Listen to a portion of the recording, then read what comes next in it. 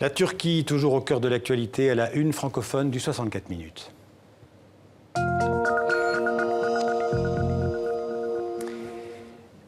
Et avant de parler de la Turquie avec notre invité, la journaliste Mine Kirikanat, bonsoir. La tension remonte d'abord entre la Turquie et la Grèce, notamment à propos de la mer Égée qui sépare les deux pays.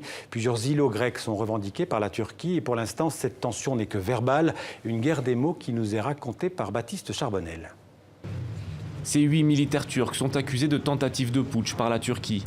En refusant de les extrader vers Ankara, la justice grecque alimente les tensions entre les deux pays. Bien sûr, il y a un lien entre le verdict de la haute cour grecque et le fait que des militaires turcs de haut rang se promènent près des îles Imya ou Kardak, comme les Turcs les appellent. En riposte, un navire turc s'est approché dimanche dernier des îlots grecs Imya, revendiqués par la Turquie. Un sujet qui a déjà failli conduire les deux pays à prendre les armes en 1996. Autre dossier brûlant entre Athènes et Ankara, Chypre et le projet de réunification de l'île. La Turquie doit négocier dans le même esprit que nous et laisser de côté la rhétorique agressive. Chypre est divisée en deux depuis l'invasion de la partie nord de la Turquie en 1974, en réaction à un putsch qui visait à rattacher le pays à la Grèce. Il y a entre les deux pays un environnement de paix froide, comme je l'appelle. C'est la paix, bien sûr, on n'est pas en guerre, mais ça manque profondément de chaleur. À Ankara, l'inflation du discours guerrier et nationaliste s'inscrit dans une période électorale importante pour le président Erdogan. Un projet de révision constitutionnelle renforçant ses pouvoirs sera soumis à référendum au printemps. Je vous le disais, Mine Kirikanat, journaliste et romancière turque, est avec nous pour évoquer la situation en Turquie. Bonsoir Mine. Bonsoir. Alors vous êtes éditorialiste au grand quotidien turc Cumhuriyet à Istanbul, un journal dont vous avez d'ailleurs été la correspondante en France, je pense jusqu'en 2010. Tout à fait. Vous avez été primée 3 fois journaliste la plus courageuse de Turquie, hommes et femmes confondus.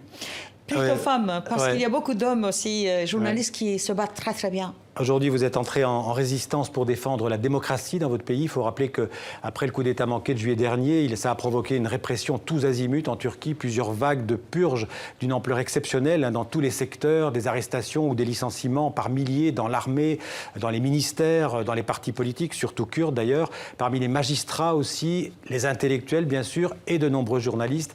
Alors vous-même, Mine, vous êtes menacée au quotidien dans votre profession de journaliste? Oui, absolument. Je suis menacée et nous sommes plusieurs parce que j'ai plus de visibilité étant donné que j'ai heureusement double nationalité et en plus je fais partie de votre équipe de journalistes étrangers et puis aussi je dois beaucoup à la Dépêche de Midi que je dois remercier ici Madame c'est un journal français, oui voilà exactement qui me soutiennent énormément, donc j'ai des soutiens en France comme TV5 mais on Monde. sait que la notoriété ne suffit pas nécessairement à être protégée. Oui, donc je m'auto-censure et je fais très très attention.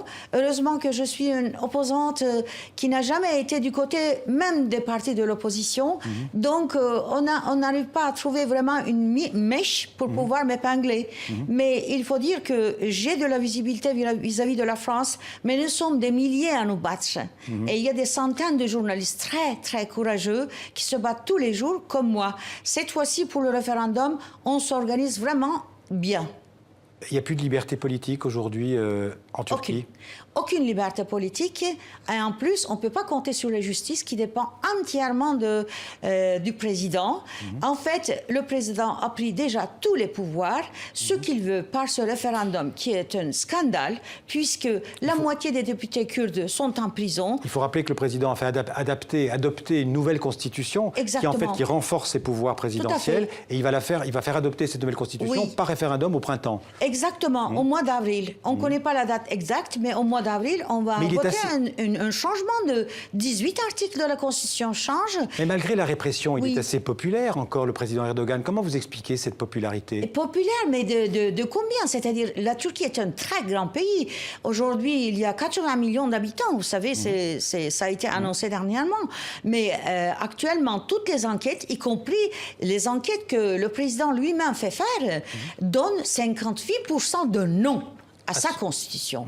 Donc, oui, une partie de la population, des plus pauvres, des plus ignorantes, ceux qui n'ont pas eu accès à l'éducation vraiment de lettres, etc., sont derrière eux. Mais nous sommes contre lui. Mine, comment est-ce que vous expliquez cette dérive du régime turc, un régime qui, il faut le rappeler, avait été soutenu, encouragé au début par l'Occident?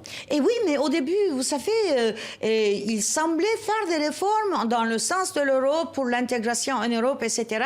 Moi, je ne les ai jamais crus et j'ai dénoncé sur ce plateau même, justement, depuis l'arrivée au pouvoir de ce parti. Il faut dire qu'ils ont eu les pays européens, y compris maintenant, comme soutien, et un peu hypocritement, vous savez, actuellement, le gouvernement Erdogan est soutenu par des gouvernements français, allemands, anglais. Encore aujourd'hui? Mais encore aujourd'hui, vous savez que, par exemple, Madame May, Theresa May, a visité juste après Trump Monsieur Erdogan pour signer des contrats juteux, commerciaux et compagnie après le Brexit.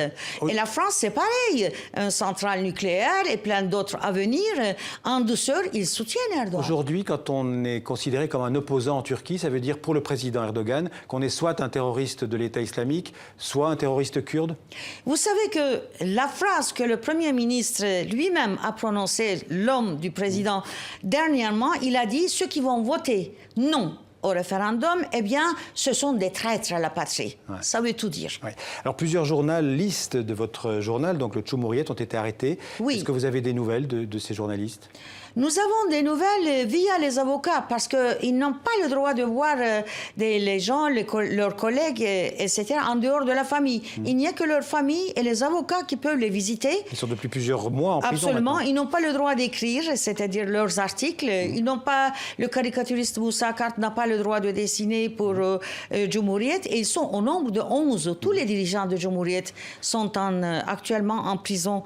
Et nous qui restons... Mais vous savez, nous avons déjà gagné une bataille et le gouvernement n'arrive pas à nous faire peur. Merci Mine, ce sera le mot de la fin. Merci beaucoup d'être venu en parler sur le plateau donc, du 64 minutes. Et encore une image à propos de la Turquie. La police turque a arrêté ce dimanche plusieurs centaines de personnes, 423 officiellement. C'est la plus vaste opération contre des membres présumés du groupe État islamique. Une opération menée au même moment dans plusieurs villes du pays. La plupart de ces personnes arrêtées seraient suspectées de préparer des attentats dans le pays. Plus d'un mois, il faut le rappeler, après le massacre du Nouvel An, où 39 personnes avaient été massacrées, tuées dans une boîte de nuit à Istanbul.